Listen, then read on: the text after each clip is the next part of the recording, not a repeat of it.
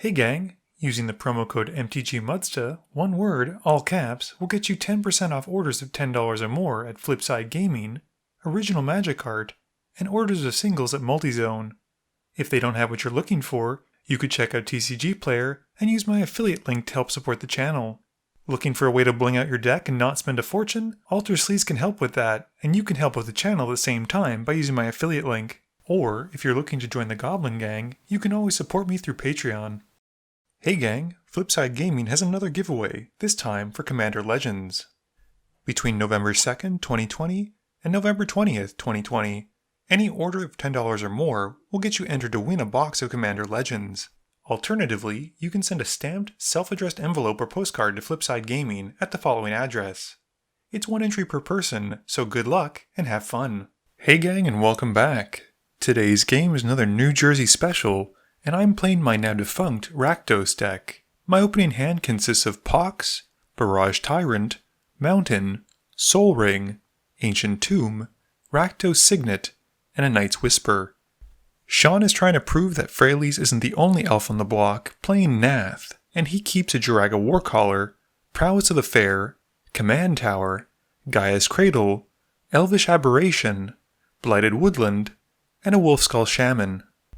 Harry is playing his version of Titania, keeping a snow-covered forest, a Krosan Grip, a Thespian Stage, a Zurin Orb, Misty Rainforest, Findhorn Elves, and Greater Good. We also have a rare appearance from Emily playing her Rubinia deck. She keeps a Seaside Citadel, an Island, a Howling Mine, Supreme Verdict, Treasure Map, Suppression Field, and Dovin Ban. Sean wins the die roll and starts us off. Sean plays a Command Tower, passing. Emily plays a tapped Seaside Citadel and passes to me. I drop an Ancient Tomb, tapping it and taking 2 for a Soul Ring. I then tap the Soul Ring to help pay for a Rakdos Signet. With one colorless still floating from either the tomb or the ring, I activate the Signet to help cast a Knight's Whisper, losing 2 more life, and drawing 2 cards, and passing to Harry. Harry plays a Misty Rainforest for his first land this game, sacrificing it and losing 1 to find a land. He shortcuts though, dropping out a Findhorn Elves and a Zurin Orb before passing to Sean while going to find the land. Sean plays a Blighted Woodland and drops a Wolfskull Shaman. Emily, not in a rush, plays a tapped Lumbering Falls and passes her turn. I play a Mountain for turn, tapping out and taking another 2 from the Ancient Tomb to cast a Barrage Tyrant, and I pass to Harry. Harry plays a Thespian Stage, passing. Sean gets a trigger on his upkeep from the Wolfskull Shaman. He looks at his top card and reveals Eyeblight's Ending, which shares a creature type with the Shaman, making Sean a 2/2 wolf. He then draws it for turn and plays out a Gaia's Cradle. We then see Sean casting a Prowess of the Fair, and he taps the Cradle to cycle an Elvish Aberration and goes to find a forest, passing to Emily. Emily plays an Island, and then casts a Treasure Map, passing. I play another Mountain and activate my Rakdos Signet to pay for a Demonic Tutor. I grab and reveal Lobber Crew because I don't know how to read my cards, but it's fine because I cast it once I'm done shuffling. I then head to combat, swinging the Tyrant at the only player who doesn't have a blocker, and Emily takes the hit. At the end of my turn, Harry has his Thespian Stage become a copy of my Ancient Tomb. Harry plays a snow-covered forest in his main phase, taking 2 as he taps out for Titania. His commander enters, bringing back his Misty Rainforest from the graveyard to the field. He doesn't even bother bringing it out though, instead losing 1 immediately to sacrifice it and find a land. Titania sees the land hitting the graveyard, making Harry a 5/3 elemental token. He then goes into his library and finds a Dryad Arbor from the search, and passes. Sean gets his Wolfskull Shaman trigger, but it doesn't share a type, and he puts it to hand. He plays a Bayou for turn, and then casts Eyeblight's Ending he'd revealed earlier to take out my Lobber Crew.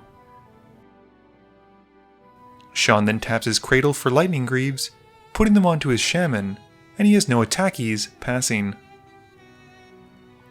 Emily uses her Treasure Map at the end of turn, putting a counter onto it and scries 1. She leaves the card on top and moves to her turn. Emily untaps and draws the card, playing a Plains before tapping out completely for Supreme Verdict. The board gets wiped, and yet not, as Harry gains a 5/3 elemental token from Titania seeing the Dryad Arbor dying at the same time as she does. Sean also gets an elf token from his prowess. With nothing else, Emily passes to me. I draw, and wish I'd tutored for an herb orb with my demonic tutor. I play Shinka the Bloodsoaked Keep as my land drop for turn, and sadly just pass to Harry. Harry plays a Hickory Woodlot which comes in tapped, and with 2 depletion counters on it. He loses another 2 as he taps his Thespian Staged Ancient Tomb to help put out greater good. He then goes to combat. Apparently Emily is this game's punching bag, as Harry hits her for 5 with the elemental token, and passes. Sean draws, and plays a force for his land drop. 5 mana gets him Nath, and he puts the Greaves onto his commander. Sean then goes to combat, breaking from the trend, and instead hits Harry with Nath, and sends the elf token at me. We take the hits, and he passes turn. Emily draws, and plays a Plains. She plays out Suppression Field for 2, and then drops a Vring Wingmare. With nothing else, she passes to me. I draw, taking another 2 and tapping a bunch of mana to cast a Bane of Bala Ged, and passing to Harry. Harry plays the Scavenger Grounds, tapping out once more, and taking 2 from his copied Ancient Tomb to recast Titania. She enters, bringing back the Misty Rainforest once more. He cracks it, losing 1 to find a forest, and gains a 5/3 elemental token. He doesn't attack, and passes. Sean's upkeep gets him a Nath trigger, and he targets Harry with the random discard. Harry lets Sean pick the card, and we see Avenger of Zendikar getting discarded, with Sean gaining an elf token. Sean then draws for turn, and plays another forest. He taps enough mana to activate the Blighted Woodland, plus 2 more for the Suppression Field, to sacrifice it and go find 2 swamps. Sean then passes as he searches. Emily draws, and casts her Selesnya Signet in her main phase. She plays a tap Breeding Pool, saying she's taken enough damage so far, and passes to me. I untap and draw, hoping for a second source of black mana. And Sean, Emily, and Harry offer me deals that consist mostly of them telling me what they'll do to hurt me if I attack them with a Bane, and I'm left wondering what to do. I decide to play a Swamp and just Path since I don't want to get dogpiled, and we move to Harry's turn. Harry draws for turn and plays a Yavimaya Hollow. He removes the last depletion counter from the Hickory Woodlot, which sacrifices itself and makes him another elemental token from Titania. He then uses the floating 2 green and the Scavenger Grounds to cast Croson Grip, blowing up Suppression Field and passing. Emily gets the Nath trigger on Sean's upkeep and discards a card after Harry rolls. It's Howling Mine, and Sean gets an elf token. Sean then draws and taps enough to cast Shamanic Revelation, paying the 1 for the Vryn thing. He gains 4 life because Nath has got that beefy power, and draws 4 cards. Sean then plays a Swamp for turn, and exiles enough cards from his yard to cast one of Trevor's favorites, Murderous Cut. He takes out my Bane, and I'm just left stunned for trusting Sean. Sangromancer then joins the party, and he passes turn. At the end of turn, Emily scries one with her treasure map, adding another counter to it. Emily draws and activates her treasure map again, scrying 1 and putting the final counter onto the map needed to transform it into a treasure cove. With it transforming, she gains 3 treasure tokens. Emily then casts her commander, Rubinia, and passes. I find and play my second black mana generating land with a Dragonskull Summit. I lose 2 life from tapping the Ancient Tomb to cast Duplicant, which comes in and exiles the Sangromancer. I then pass to Harry, who at the end of turn, activates the Thespian Stage Ancient Tomb to make it become a Thespian Stage Gaia's Cradle, which seems pretty decent. Harry draws and taps 5 lands to float 5 mana, then callously sacrifices those hardworking lands to the Zurin Orb, gaining 10 life, and more importantly, 5 elemental tokens. He uses 4 of that floating mana for Splendid Reclamation, bringing back those very lands, plus some extras tapped. one of the newer elementals is then sacrificed to greater good, with Harry drawing 5 and discarding 3. He pitches Arbor Elf, Expedition Map, and Song of the Dryads. Harry then taps the Thespian Stage, which is a cradle for a lot of green, and uses 6 to cast an Ulvenwald Hydra. It enters, and he goes to find a land to put into play tapped. It's Command Beacon. The Hydra is then sacrificed to greater good as well, with Harry drawing 10 and discarding another 3. I should note, I'm keeping track of Sean's elf gains from Nath seeing Harry discard cards, while he's away helping a customer at the cash. Harry then casts a Mox Diamond, pitching a land, and Sean gets his 10th elf. Harry then plays his first land for turn, a Dust Bowl, although it's really like his 11th to enter into play this turn. He activates it, sacrificing a forest to blow up Sean's cradle. He gets an elemental token, and casts a Birds of Paradise, passing. Sean has Harry discard a card at random to Nath's trigger, and Harry loses Oblivion Stone, which I kinda wish Sean had.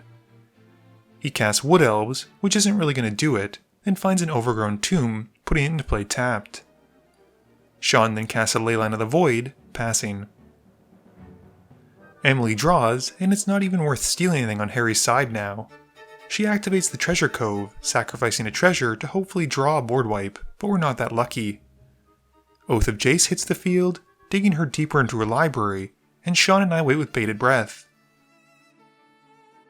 She discards 2, and Sean gains 2 elves, and with nothing else, she passes. It all comes down to my draw, and if you've watched this channel enough, you know that means we're dead. I got nothing, go. Harry draws and casts Dose in the Falling Leaf to start the inevitable end. With him on the stack, Emily casts Sphinx's Revelation, where X is 1, drawing 1 and gaining 1. I use Hero's Downfall on one of Harry's tokens at the same time, and Harry sacrifices it to greater good, drawing 5 and discarding 3. Dosen then resolves, and Harry drops Reclamation Sage to blow up the Leyline. He then sacrifices the Misty, losing 1 to find a land, and then drops the 2 best green finishers, Craterhoof Behemoth and Triumph of the Hordes, sealing the game in his favor. Game review time. So this game was a pretty good example of why I disassembled my Rakdos deck, because a lot of people know how the deck works and will keep you off your enablers. Also, having very conditional casting commanders in your command zone is kind of rough. It was great to see Harry playing his Titania deck, and I love mine, so it's cool to see other cards being played, like the Hickory Woodlot. Typically I avoid lands that come into play tapped, but in this case it might be something worth considering since it taps for 2 and sacrifices itself later on. I think Sean was actually in a really great position, and if it weren't for the Dust Bowl blowing up his guy's cradle, I think his next turn was about to be very explosive. Although saying that, even after he did his cool stuff on that turn with all that mana, he probably would have had to wipe the board. I didn't get a chance to talk to her very much about the deck, but I think that Emily's Rubinia deck is heavily based around stacks, and unfortunately her pieces only came out once people had ramped significantly. I know I had a lot of mana and so did Harry, and Sean certainly didn't seem to be hindered all that much by the suppression field, even when it came to activating something like his Blighted Woodland. Please be sure to tune in every Monday and Thursday at 11 AM Eastern Standard Time for a guaranteed new video. You can also follow me on Twitter at MTGMudsta. You can find me on Facebook at facebook.com/mtgmudsta. And lastly, you can check me out when I stream at twitch.tv/mtgmudsta. This video is brought to you in support by my patrons. If you're looking for a way to help out the channel, please be sure to visit the link below. Thank you all for watching this video, and don't forget, friends are just opponents you haven't eliminated yet.